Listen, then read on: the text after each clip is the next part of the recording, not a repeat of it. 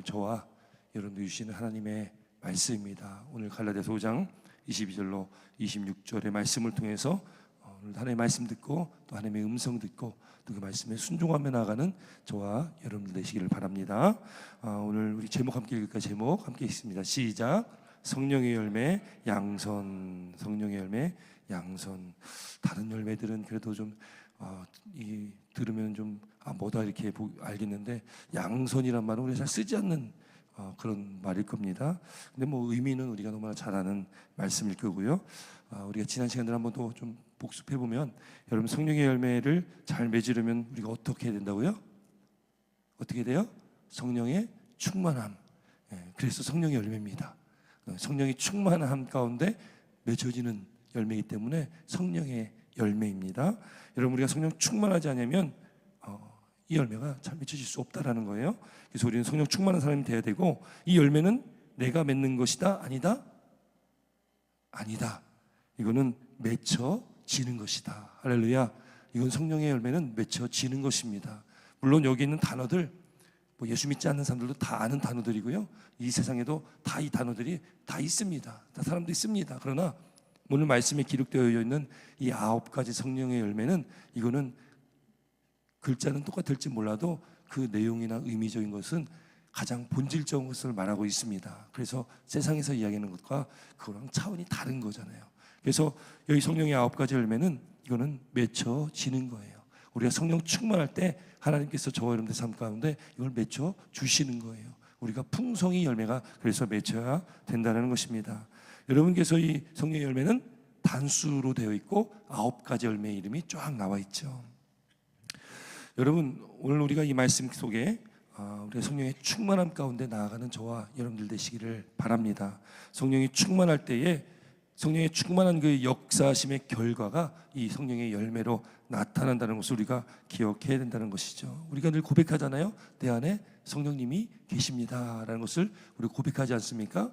예수 그리스도를 믿는 저와 여러분들, 우리 안에는 성령이 거하고 계시다. 성령 하나님께서 나와 함께하고 계시다. 이런 믿는 저와 여러분들 되시기를 바랍니다. 그래서 에베소서 1장 13절 말씀 보니까 이렇게 말씀하고 있어요. 에베소서 1장 13절인데요.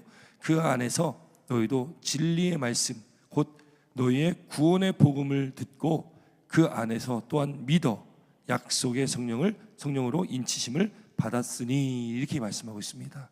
이 말씀이 뭐냐면 진리의 말씀, 그 구원의 복음, 결국 그 말씀으로 이 땅에 오신 분도 예수님이시고 복음도 예수님이시잖아요. 예수님에 관한 모든 것이 복음이고 그 복음은 구원의 복음입니다. 우리가 구원받을 수 있는 조건 한 가지밖에 없습니다. 예수 그리스도를 믿냐 안 믿냐. 오직 구원은 예수 그리스도를 믿는 믿음 안에 우리는 구원받게 되어집니다. 할렐루야. 여러분께서 우리는 예수님을 믿는 거예요. 반드시 믿어야 됩니다. 여러분 그렇게 진리의 말씀 곧 너희의 구원의 복음을 듣고 또한 믿고 약속의 성령으로 인치심을 우리가 받았다. 이게 요 에베소 1장 13절의 말씀이에요. 그래서 우리는 믿고 믿음으로 우리가 나아가는 저와 여러분들은 이미 성령의 인치심을 받았다. 그걸 다른 말로 바꾸면 성령 세례를 받았다. 우리 안에 그래서 성령이 내주하신다. 이렇게 우리가 기억하시면 되겠습니다. 이 단어들이 참 많이 쓰는 단어들이잖아요. 성령의 내주, 내 안에 거하심, 성령의 인치심 뭡니까? 도장을 꽉 찍는 거예요. 그래서 우리는 요한계시록에 보면은 구원받은 하나님의 백성의 수가 나오죠. 몇입니까? 14만 4천. 능히 셀 수 없는 구원받은 하나님의 백성의 수입니다. 그 구원받은 하나님의 백성들에게는 인치심을 받았는데 뭐가 인치심을 받았냐? 이마에 뭐가 써 있습니까? 예수 그리스도의 이름과 그 아버지 하나님의 이름이 인치심을 받은 거예요. 우리는 이미 인침 받은 자입니다. 이미 우리는 구원받은 하나님의 백성입니다. 할렐루야. 이걸 믿으셔야 되는 거예요. 이거는 믿어야 됩니다. 우리는 이미 14만 4천에 들어가 있는 구원받은 하나님의 백성들이기 때문에 우리는 성령의 인치심이 꽉 찍혀 있는 겁니다. 그래서 우리는 이미 그 인치심 가운데 하나님의 이름과 그 어린 양 예수 그리스도 이름이 우리에게 인침 받은 거예요. 여러분 그걸 꼭 기억하시기 바랍니다. 우리는 구원받은 존재라는 것을 꼭 기억해야 된다는 겁니다. 여러분 그렇기 때문에 우리가 그리스도인이 되었고, 그리스도의 삶이라면 성령께서 내 안에 거하시고 그 성령께서 내 안에 살아 역사하시는 하나님이시기 때문에, 여러분, 그래서 우리가 예수 믿고 성령이 내 안에 거하시면 내 삶이 변해야 됩니까? 변하지 말아야 됩니까? 변해야 되는 거예요. 이 변할 수밖에 없는 거죠. 이제 우리가 옛사람이 아니라 우리는 새 사람이 되었다라는 거죠. 새로운 피조물이 되었다라고 성경은 말씀하고 있습니다. 그래서 우리는 이제 새로운 사람답게 살아가야 되는 거고, 변화된 사람답게 살아가야 되는 거고, 예수를 믿는 그리스도인답게 우리는 살아가야 될 줄 믿습니다. 여러분, 그것이 어떻게 나타납니까? 이 성령의 열매들로 나타나는 거예요. 사실은 성령의 열매로 우리가 나타나게 됩니다. 오늘 우리가 본문의 말씀을 읽었지만 이 성령의 열매가 맺히지 못하면, 우리 안에 성령이 충만하지 않으면, 여러분, 우리 안에 성령의 열매가 아니라 다른 열매가 맺히게 되는 거예요. 그거를 이 사도 바울은 우리가 계속 말씀 나눴지만 육체의 일, 육체의 소욕이다, 이렇게 얘기하는 겁니다. 우리가 성령이 충만해서 성령의 열매가 맺히지 못하면 우리 안에 육체의 일이 가득 차게 되는 거예요. 육체의 일이 무엇입니까? 우리 19절 21절 함께 있습니다. 19절부터 21절 성경책 한번 찾아보세요. 바로 앞절 쪽에 있죠. 갈라디아서 5장 19절부터 21절 말씀, 이게 육체의 일입니다. 육체의 소욕이라고 하는 거예요. 우리가 성령으로 충만하지 못하면 이게 우리 안에 싹 들어오게 됩니다. 그래서 우리가 성령 충만된 삶을 살아야 되는 이유가 분명한 거죠. 19절로 21절 함께 있습니다. 시작. 육체의 일은 분명하니 곧 음행과 더러운 것과 호색과 우상숭배와 주술과 원수 맺는 것과 분쟁과 시기와 분냄과 당짓는 것과 분열함과 이단과 투기와 술취함과 방탕함과 또 그와 같은 것들이라. 전에 너에게 경계한 것 같이 경계하노니 이런 일을 하는 자들은 하나님의 나라를 유업으로 받지 못할 것이요. 아멘. 여러분, 여기 육체의 일의 목록이 쫙 나오는데 여기 나는 여기 하나도 포함 안 됩니다. 한번 손 들어 보십시오. 저도 손 못 듭니다. 우리는 여기다 포함될 수밖에 없는 존재들입니다. 그렇기 때문에 우리가 뭐 해야 된다고요? 성령 충만해야 되는 거예요. 성령 충만해야 되는 이유가 여기 있는 거죠. 여러분, 우리가 성령 충만해야지 이런 육체의 일들이 우리 안에 들어오지 못하는 거예요. 물론 우리는 연약한 존재이기 때문에 살아가다 보면 때때로 이런 일들이, 이런 육체의 일들, 이 목록들 중에 우리가 걸려 넘어질 때가 있습니다. 그때 여러분, 우리 어떻게 됩니까? 빨리 돌이켜서 빨리 우리는 다시금 말씀의 길로, 하나님이 원하시는 길로 돌아서야 되는 것인데, 그걸 우리는 두 글자로 뭐라고 합니까? 회개라고 하는 거죠. 회개. 그래서 우리는 회개의 삶을 살아가야 되는 것입니다. 회개하면 하나님께서 우리 죄를 깨끗이 씻어주신다 말씀하시고 약속하셨습니다. 그래서 우리는 진정한 회개로 하나님께, 우리는 매일매일 회개의 삶을 살아갈 수밖에 없는 존재이다. 그건 분명합니다. 그렇게 우리가 회개의 삶을 살아가면 우리 안에 있는 그 더러운 찌꺼기들, 그 죄의 그 더러운 것들이 깨끗이 씻겨져 나가는 거잖아요. 그래서 우리는 거룩한 정결한 존재가 되어집니다. 그렇게 우리가 하나님 앞에 나아가는, 우리 거룩한 성전된 저와 여러분들이 되어야 될 줄 믿습니다. 그때 우리 성령이 충만해지는 것이고, 성령으로 충만할 때에 성령의 열매가 우리 가운데 풍성히 맺혀지게 된다는 것이죠. 여러분, 우리 안에 성령이 계시고 또 그 성령이 우리 안에 거하시는데, 사도 바울도 고백하잖아요.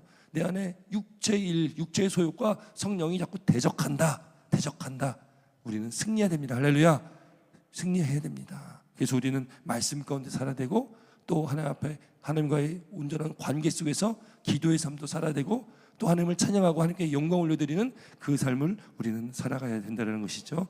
여러분, 오늘 6번째 열매입니다. 양선입니다. 양선. 이게 한자인데요. 어질양, 착할 선, 이렇게 됩니다. 어질양, 착할 선. 어지고 착한 것이죠. 뭐 성품을 이야기하겠죠. 어질고 착한 성품. 이 양선의 그 원어의 의미도 뭐 선함이니까요. 착하다라는 의미를 가지고 있습니다. 영어도 뭐 그렇게 착한 의미를 갖고 있는 것이고요. 이 양선이라는 것은 선을 베푸는 것, 선한 삶을 살아가는 것, 이걸 양선이라고 얘기를 합니다. 사실 우리가 신앙생활하고 예수 믿고 살아가는 저와 여러분들은 착한 사람이 돼야 되잖아요. 여러분, 한번 옆에 분 한번 보세요. 착하십니까? 한번 물어보세요. 착하십니까? 예, 안 물어보시는데요. 예, 착하십니까? 예, 우리는 착한 사람이 돼야 됩니다. 그게 바로 양선이 우리 가운데 열매가 있어야 된다는 거예요. 이 양선은요, 지난주에 말씀에 뭘 말씀 나눴냐면 우리가 자비를 말씀 나눴습니다. 자비. 이 자비와 양선은 사실은 큰 차이가 없는 그런 단어입니다.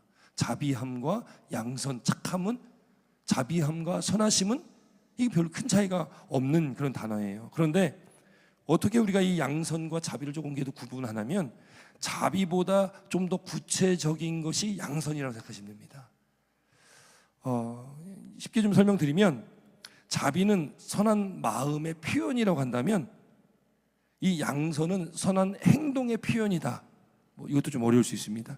자비는 그냥 누구를 도와주고 돌봐주고 어려움에 처한 사람을 위로해 주는 것이라면 이 양선은 그걸 다 포함하고요. 다 포함하고 이제는 선한 일에 서서 악한 일을 견책하는 거예요. 악한 일을 하지 않는 것, 그걸 바꾸어서 선하게 행동할 수 있도록, 선하게 살아갈 수 있도록 그걸 바꿔나가는 것까지. 그러니까 모든 선한 행동을 포함하고 거기에 넘어서는 더 큰 포괄적인 의미가 하고 있는 게 바로 양선의 의미입니다. 예수님께서요, 그래서 이 자비와 양선에 대해서 그 차이를 계속 잘 좀 설명하고 있는, 차이를 그 의미를 잘 나타내고 있는 그 말씀이 있습니다. 우리가 잘 아는 선한 사마리아인의 비유입니다. 이 선한 사마리아인의 비유 기억하십니까? 어떤 사람이 강도를 만났죠. 강도를 만났는데 강도 만나서 거반 죽게 되어 있습니다. 그래서 죽게 되어 있는데 누가 지나갑니까? 첫 번째로는 제사장이 지나가요. 제사장은 누굽니까? 종교 지도자고 하나님의 말씀을 누구보다 잘 알고 그 말씀을 실천하며 살아가려고 하는 그런 존재잖아요. 그 제사장이 지나가는데 그냥 그 사람을 그냥 못 본 척하고 그냥 지나가 버리는 거예요. 두 번째는 누가 지나갑니까? 레위인이 지나갑니다. 레위인은 누굽니까? 성전에서 봉사하는 사람, 성전에서 하나님의 일을 돕는 사람이 레위인들인데 그 레위인도 보고서 그냥 지나가 버리는 겁니다.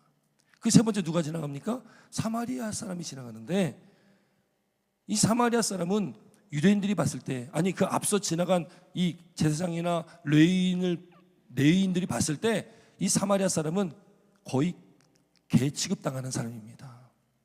왜요? 이 사마리아에 대해서 기억하시죠? 우리가 구약의 말씀 나눌 때에 사마리아 그 북이스라엘이 아수르에서 멸망당할 때 아수르의 정책이 피를 섞게 만드는 정책이었습니다. 그래서 그 사마리아 땅에 있던 사람들을 잡아가고 또 아수르에 있는 많은 이방 민족들을 그 사마리아 땅에 같이 넣어서 이 혼합되게 만들어 버렸거든요.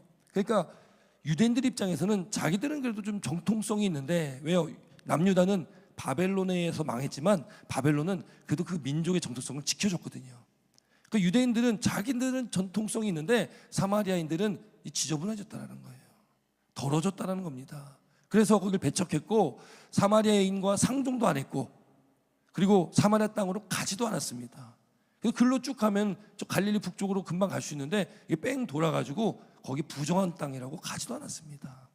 예수님께서 요한복음에 그 사마리아 수가성에 가서 한 여인을 만날 때 그 여인이 막 버럭한 거 아니에요. 예수님한테. 당신 유대인인데 어떻게 나에게 말을 거냐, 그렇게 얘기했던 거 아니겠습니까? 그게 역사 속에 흘러가는 그 아픔입니다. 사마리아인의 아픔. 제사장 레위인이 봤을 때는 부정한 사람이 사마리아인인데, 근데 그 사마리아인이 이 강도 만난 사람을 외면하지 않았다라는 거예요.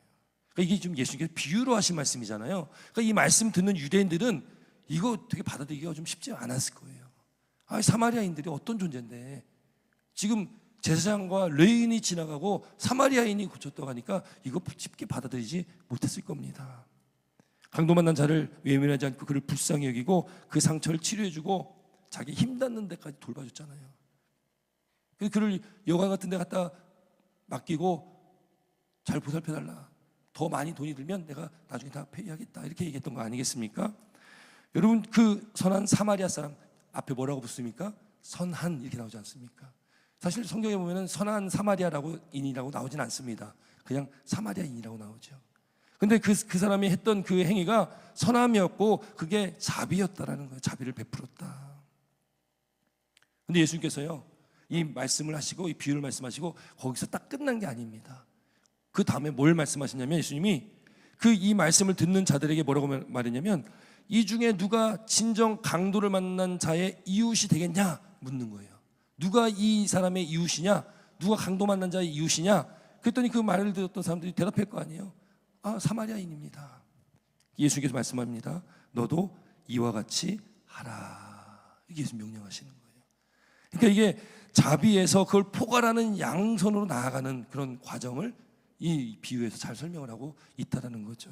그래서 이 양선은 자비의 행동과 함께 우리가 행함, 그러니까 우리가 하나님의 사랑을 전하고 또 어려운 사람을 돕고 하는 그 행함과 함께 또 그 자비를 권면하는, 그러니까 그 자비를 권면함으로 그 잘못된 것이 있다면 바로 잡아주는, 악한 것이 있다면 그걸 좀 잡아주는 어떤 그런 포괄적인 의미를 갖고 있는 것이 양선이다라는 것입니다. 여러분, 그래서 악한 것, 불의한 것 이런 것들 거부하는 것이고 그런 것들을 모조리 다 없애버리는, 그러니까 그런 포괄적인 의미를 갖고 있는 것이 양선이다라고 우리가 좀 이해하시면 되겠습니다. 여러분, 그래서 우리는 그 양선이라는 열매를 우리는 가지고 있어야 된다는 거예요. 행함도 중요합니다. 이 사마리아인처럼 선한 행함도 너무나 중요하고 예수께서 말씀하신 것처럼 이같이 하라라는 예수의 명령이 있듯이 우리도 누군가에게 이런 권면이 우리에게도 필요하다. 우리에게도 필요하고 다른 누군가에도 이 권면이 바로 필요하다라는 것입니다. 여러분, 이 양선은 여러분 하나님이 어떤 분이신지를 알아야지 우리가 이 양선의 단어를 잘 깨달을 수가 있습니다. 성경의 많은 부분에서 하나님은 선하신 분이다, 선하신 분이다라고 말씀을 합니다. 그리고 또 시편 38편 8절에 보면 이렇게 말씀하고 있어요. 너희는 여호와의 선하심을 맛봐라. 여호와의 선하심을 맛봐라. 선하심을 맛보아 알지어다, 이렇게 말씀하고 있어요. 그에게 피하는 자는 복이 있도다. 그러니까 모든 선이라는 것은 사실 여러분 세상에도 선한 사람이 많잖아요. 예수 믿지 않은 사람들도 선한 사람들 참 많습니다.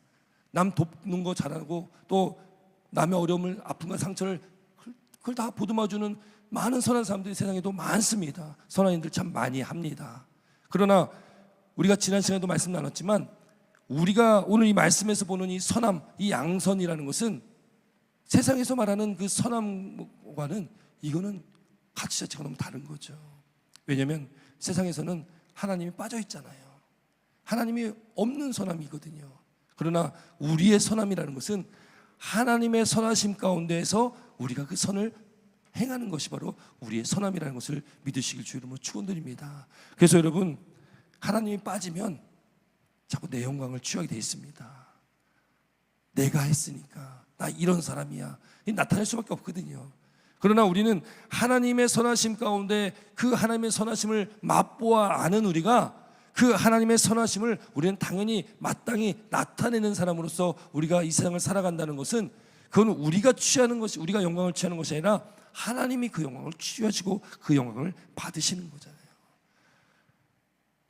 그래서 우리는 여호와의 선하심을 우리는 맛보고 아는 존재가 반드시 되어야 됩니다. 하나님은 선하신 하나님이시구나. 시편 23편 6절에 내 평생의 선하심과 인자하심이 반드시 나를 따르리니 내가 여호와의 집에 영원히 살리로다. 하나님의 선하심과 인자하심입니다. 그 선함은 양선이고 인자는 자비를 또 볼 수 있잖아요. 그 하나님의 선하심과 인자하심이 우리 가운데 있다는 건 무엇입니까? 여러분, 하나님은 사랑의 하나님이시잖아요. 하나님은 사랑의 하나님이시기 때문에 우리를 어떻게까지 사랑하시냐면 요한복음에 예수님께서 말씀하신 것처럼 죽기까지 사랑하신다는 거예요. 죽기까지 우리를 사랑하시는 그 하나님께서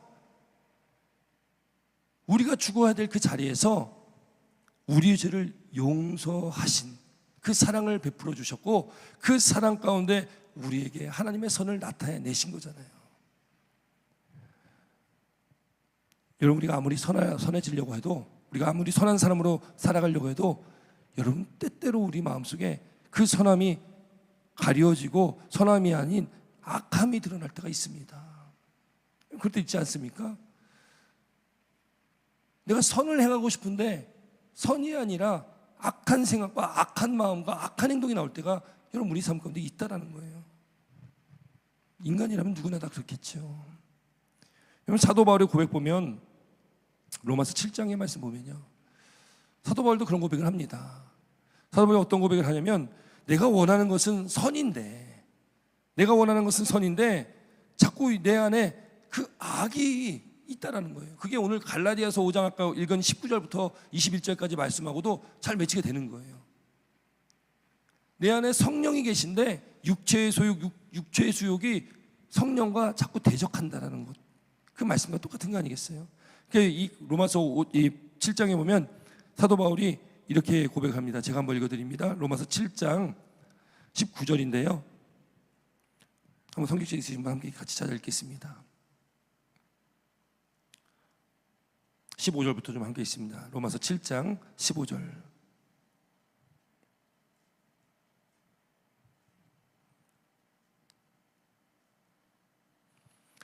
(248페이지인데요) 로마서 7장 15절 말씀, 248페이지 15절 먼저 함께 있습니다. 시작.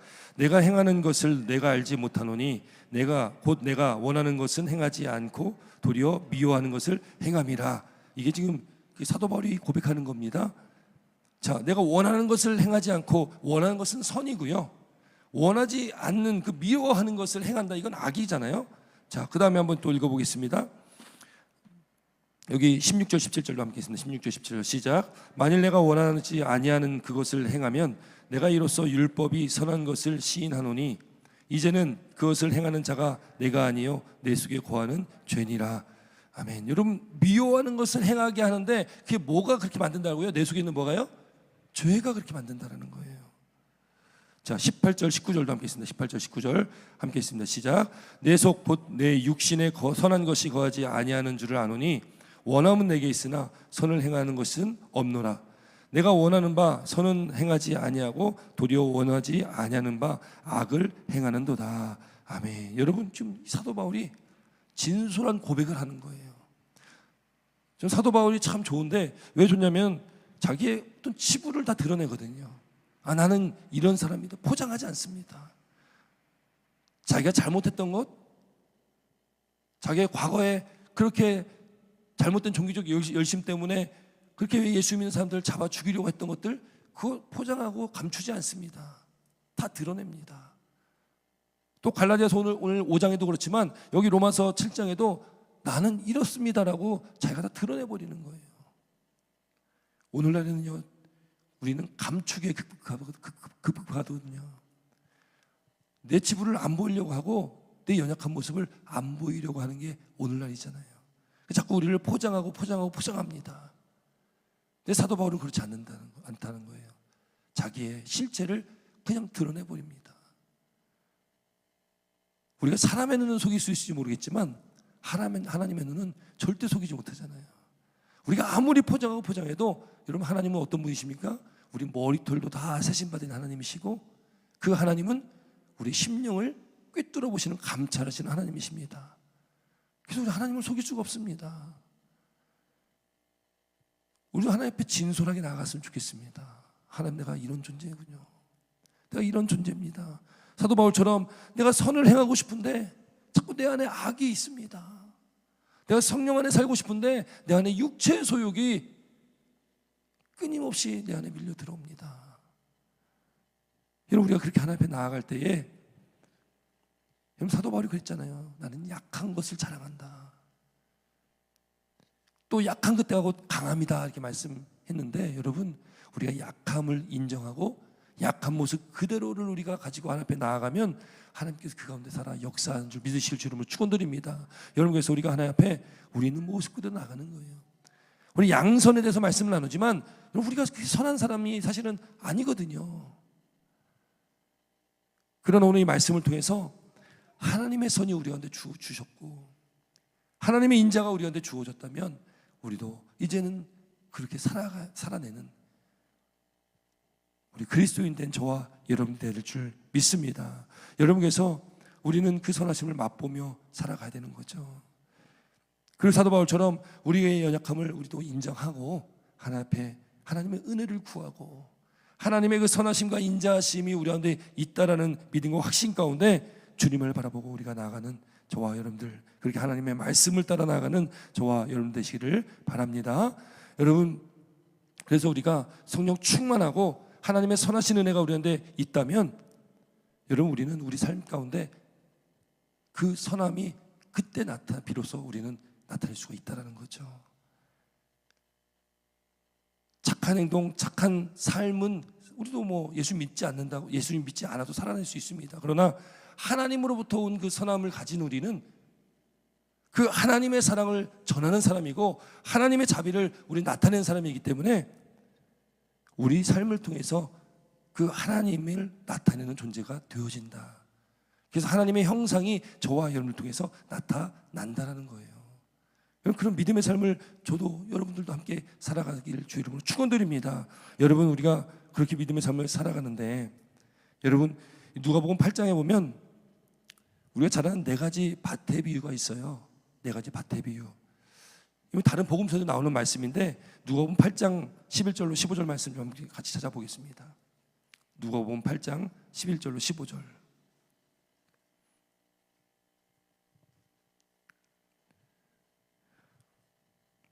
누가복음 8장 11절로 15절입니다. 4가지 밭의 비유잖아요. 이 4가지 밭은 누구에게는 길가밭이고 누구에게는 바위밭, 여기 누가 보면 바위밭이라고 나오는데 다른 복음서에는 돌밭이라고도 나오기도 하잖아요. 누구에게는 바위밭, 누구는 가시떨기밭, 누구엔 좋은 밭, 이게 아니라 이 4가지 밭은 여러분 우리에게 다 있을 수 있는 밭입니다. 여기 11절 말씀 보면 이렇게 말씀합니다. 11절 함께 읽습니다. 시작. 이 비유는 이러하니라. 씨는 하나님의 말씀이요. 씨는 하나님의 말씀입니다. 그 씨가 이제 뿌려지고 뿌려질 거예요. 근데 4가지의 땅이 있는데 4가지 땅이 있는데 길가가 있고 바위 위에 떨어진 씨도 있고 가시떨기에 떨어진 씨가 있어요. 자, 길가는 뭡니까? 길가 여기 12절입니다. 함께 있습니다. 시작. 길가에 떠 있다는 것은 말씀을 듣는 자니 이에 마귀가 가서 그들이 믿어 구원을 얻지 못하게 하려고 말씀을 그 마음에서 빼앗는 것이요. 아멘. 길가는 뭐예요? 길가는 사람들이 매일 밟고 다니는 땅입니다. 그러니까 이 땅이 사람들이 막 밟고 다니니까 잘 다져졌겠죠. 그러니까 이 씨가 떨어졌는데 씨가 뿌리를 내리지 못하는 거예요. 너무 다져져가지고요. 아주 판판하게 다져진 밭이죠. 그 길가죠. 그러니까 말씀이 선포됐는데 씨가 뿌려졌는데 그게 마음에 들어가지 못하는 겁니다. 그러니까 어떻게 해요? 그 마귀가 그 말씀을 빼앗아 갔다는 거예요. 그 길가입니다. 뿌리조차도 내리지 못하는 거예요. 그 다음 2번째 13절입니다. 함께 있습니다. 시작. 바위 위에 있다는 것은 말씀을 들을 때에 기쁨으로 받으나 뿌리가 없어 잠깐 믿다가 시련을 당할 때에 배반하는 자요. 바위에 떨어졌다. 이게 돌밭이라고 다른 데는 나오는데 어쨌든 이 돌밭이 있다 보니까 말씀을 들을 때는 기쁨으로 들었습니다. 근데 뿌리가 좀 내려야 되잖아요. 뿌리가. 근데 이 돌 같은 게 막 있다 보니까 또 이 바위이다 보니까 이 뿌리가 깊게 박히지 못하는 거예요. 그러니까 말씀을 기쁨으로 들었지만 잠깐 믿다가 다른 복음서에는 말씀으로 시련을 받았다고 했거든요. 말씀에 걸렸다고 표현합니다. 말씀에 걸렸다. 그러니까 말씀에 걸려서 그 씨가 열매 맺지 못하는 경우예요. 자, 그 다음 밭입니다. 가시떨기 밭 14절입니다. 시작. 가시떨기에 떨어졌다는 것은 말씀을 들은 자니 지나는 중에 이생의 염려와 재물과 향락에 기운이 막혀 온전히 결실하지 못하는 자요. 가시떨기에 떨어졌다는 것은 이 사람도 말씀 들었습니다. 들었는데 이생의 염려가 있는 거예요. 이 땅에 살아가는데 염려, 근심, 걱정, 또 재물, 또 즐기는 것, 그런 것에 막혀서 이 씨앗도 열매 맺지 못하고 결실을 맺지 못하는 거예요. 마지막 좋은 땅 옥토입니다. 15절 말씀 함께했습니다. 시작. 좋은 땅에 있다는 것은 착하고 좋은 마음으로 말씀을 듣고 지키어 인내로 결실하는 자니라. 아멘. 여러분 다른 복음서에 없는 문구가 나오는데 착하고 좋은 마음이에요. 다른 복음서는 이 말이 나오지 않습니다. 좋은 땅에 있다는 것, 옥토라는 것은 무슨 마음밭 자체가 착하고 좋은 마음이라고 되어 있어요. 그 말씀을 듣고 지켜 인내로 결실하는데 30배, 60배, 100배로 결실한다라고 나오죠. 여러분 여기 4가지의 이 길들은요, 이 땅들은 우리에게 다 있는 거예요. 때로는 여러분 말씀이 잘 안 들릴 때가 있잖아요. 들어도 자꾸 딴 생각나고 안 들릴 때 있어요, 없어요? 있잖아요. 말씀을 들었는데 그 말씀이 나한테 자꾸 찔림이 되는 거예요. 거리껴지는 거죠. 그 말씀 자꾸 싫어하는 거지. 그 말씀 듣기 싫어하는 거죠. 아, 나들으라고 저런 말하고 말씀하는 건가. 그럴 때 있어요, 없어요, 여러분? 있잖아요. 그래서 큰 교회 목사님들이 그렇게 스트레스를 받는데요. 자꾸 메일 보내가지고 나들으라고 그러냐고. 그래서 많은 사람들 앞에서 설교를 하는데 누구 한 사람 놓고 설교하겠습니까? 하나님 말씀인데 누구 들으라고 하겠습니까? 저 들으라고 하는 거, 저 자신. 저는 하나님 말씀을 준비하면서도 이 말씀 제가 전하는 입장이지만 전하면서도 제가 듣습니다. 저도 말씀 앞에 또 바로 서야 될 부분이 많기 때문에 이 말씀은 저와 여러분들에게 다 주시는 말씀이지 누구에게 특정한 사람에게 주는 게 아니잖아요. 우리 모두에게 다 주시는 말씀입니다. 그럼 그 말씀이 단 말씀이든지 간에 쓴 말씀이든 간에 우리는 그 말씀 다 받아들일 줄 믿습니다. 그래야지 여러분 건강해지는 거 아니에요? 쓴 게 약이잖아요. 또 가시떨기 이생의 염려입니다. 근심, 걱정, 재물, 향락 그런 것들 때문에 열매가 맺지 못한다. 여러분, 그래서 우리가 우리 마음밭이 이 네 가지가 다 될 수가 있습니다. 그러나 여러분, 빨리 우리는 우리 마음밭을 갈아야 돼요. 갈아엎어야 됩니다. 그래서 묵은 땅을 기경하라 말씀하거든요. 묵은 땅을 갈아엎어라. 어떻게 묵은 땅을 갈아엎습니까? 우리의 굳은 마음을 제어해 주시는 것은 성령께서 우리 마음을 제어해 주시는 거예요. 우리를 부드럽게 만들어 주십니다. 성령의 충만함 가운데 있을 때 우리는 우리 마음밭이요 갈아엎어지는 거예요. 그래서 우리가 성령 충만해야 됩니다라고 자꾸 강조를 합니다. 여러분, 그렇게 우리가 우리 마음밭이 갈아엎어져야지 좋은 밭이 됩니다. 좋은 땅이 되잖아요. 요즘에 시골에 가면은 농사 안 짓는 논이나 밭들이 참 많습니다. 한국에 가면은. 저도 부모님 아직도 시골에 여전히 살고 계시니까 가면은 묵은 땅들이 많이 있어요. 막 풀이 잡초가 막 무성하고, 또 신기한 거는요, 원래 농사 짓던 논인데 그걸 그냥 내버려두면 어디서 생겼는지 모르게 돌이 그냥 그렇게 많이 생깁니다. 점점 이제 그 다음에 농사를 짓기가 어려워지는 거예요. 그럼 다시 또 그걸 농사짓는 또 쓸모 있는 땅으로 만들려면 또 돌을 주워내야 되고 다시 갈아엎고 그런 과정을 또 다시 해야 됩니다. 묵은 땅이 되면 그렇더라고요.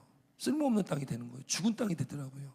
그런데 매년 농사짓는 땅은 매년 농사짓으면 거기서 열매가 많이 맺는 땅이 되는 거죠. 우리는 늘 우리 마음밭을 갈아엎어야 됩니다. 여러분, 길가밭 딱딱하게 굳은 우리 마음밭이라면 여러분 갈아엎으시기 바랍니다. 바위 돌밭이라면 돌을 걷어내야죠. 빨리 가시떨기 다 뽑아내야죠. 다. 그런데 그게 우리 힘으로 하기가 참 힘들다라는 겁니다. 그래서 우리는 누구를 의지해야 됩니까?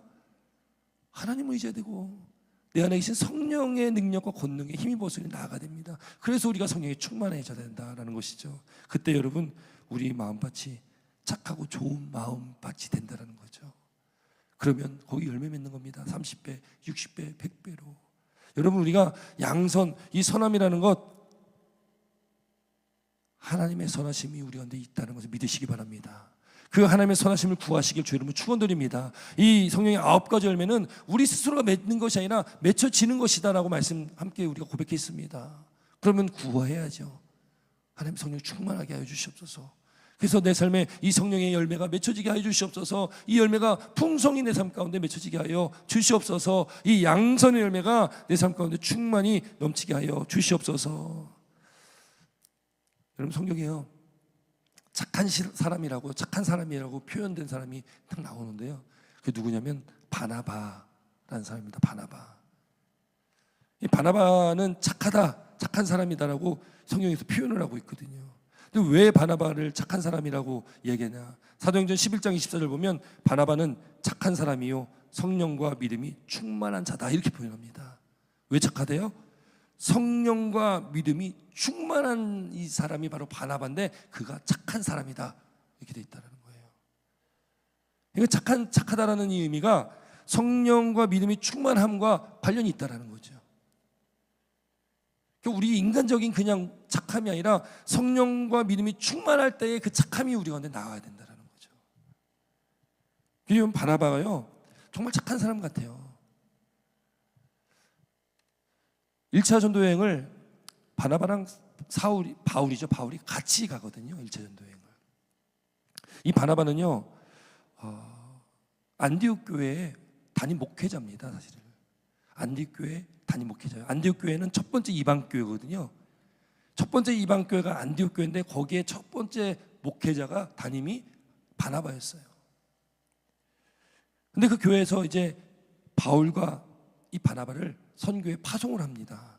그래서 1차 전도여행을 떠나게 되는 거거든요.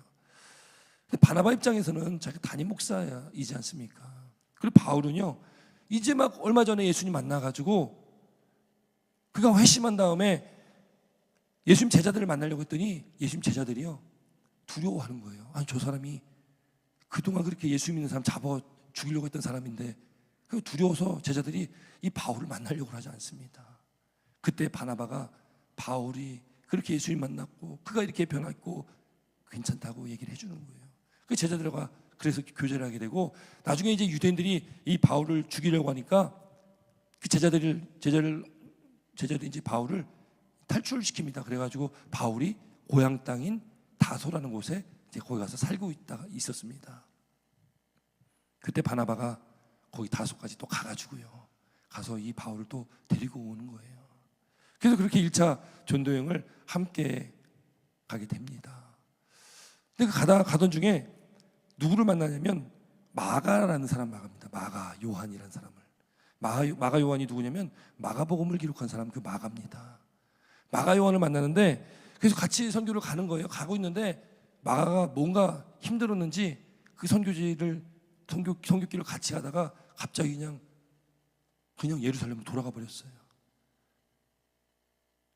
그랬더니 1차 전도여행을 갔다 와서 바울 입장에서는 이게 막 되게 열받는 거죠. 사실은 갑자기 그냥 선교여행 하다가 그냥 뛰쳐나갔으니까. 그 바나바가요, 2차 전도여행을 하는데 이 마가 좀 다시 좀 데려가자고 얘기합니다. 그랬더니 사도 바울이 안 된다는 거야. 안 된다. 그때 그렇게 우리를 떠난 사람인데 어떻게 데려가냐. 그래서 결국에는 바울이 신라라는 사람 데리고 따로 가거든요. 그리고 이 바나바는 그 마가를 데리고 또 선교여행을 또 갑니다. 뭐 바울이나 바나바나 느끼는 건 똑같이 느꼈을 거 아니에요. 근데 성경에 그를 착한 사람이다라고 기록하고 있고, 물론 사도 바울이 그래서 뭐 나쁜 사람이라는 것이 얘기하는 것이 아닙니다. 그 상황 속에 사도 바울의 입장도 있을 것이고 바나바의 입장도 있을 것이고, 그래서 한번 크게 좀 다퉜다라고 표현을 하죠. 근데 물론 나중에 이제 다시 그 관계가 회복되었다고 성경 기록이 되어 있습니다. 이 바나바가 그렇게 성품이 착했다.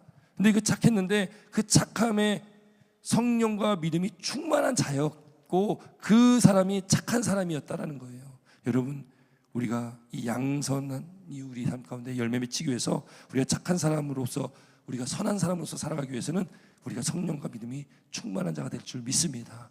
그렇게 성령과 믿음이 충만해서 여러분, 하나님의 선하심이 우리를 통해서 나타나는 그 놀라는 믿음의 삶을 살아가는 저와 여러분 되시기 주 이름으로 축원드립니다. 여러분이 하나님께 구하시기 바랍니다. 우리 힘과 우리 능력으로 감당할 수 없는 우리 인생길 속에 하나님께 구하시기 바랍니다.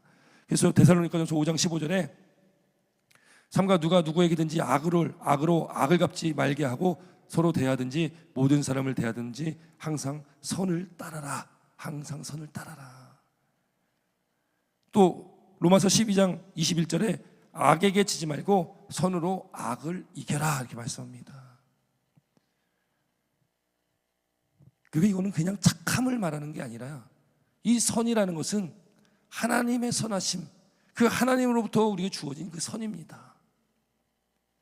그 선이 있을 때에 우리는 악을 이길 수 있는 힘이 있게 되어진다는 거죠.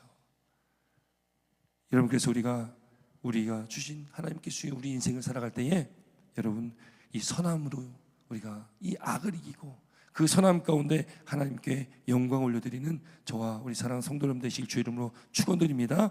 여러분, 하나님께서 우리와 함께 하십니다. 주의 성령이 우리 가운데 함께 하십니다. 그럼 우리가 하나님의 능력에 힘입어서, 또 성령의 능력에 힘입어서 우리가 살아갈 때, 또 성령 충만할 때에 이 성령의 열매, 이 양선이 우리 가운데 풍성하게 맺게 될 줄 믿습니다. 그렇게 우리가 남은 한 주도 말씀 가운데 승리하시고 또 우리가 하나님께 영광을 드리는 저와 내 삶 되시기를 바랍니다. 기도드리겠습니다.